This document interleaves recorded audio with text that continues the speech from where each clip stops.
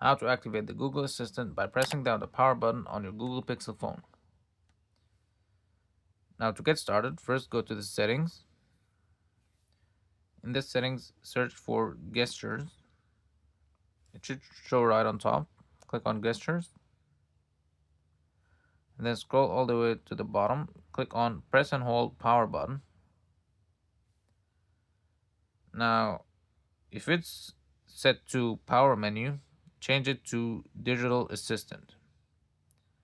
This option will activate the digital assistant when you press and hold the power button. Now this makes it easier for you to access the Google Assistant. Here I'll do an example. Hey Google, open YouTube. So this is really useful. Now you can also access the Google Assistant by press and holding the middle button on your navigation menu. This will basically do the same thing.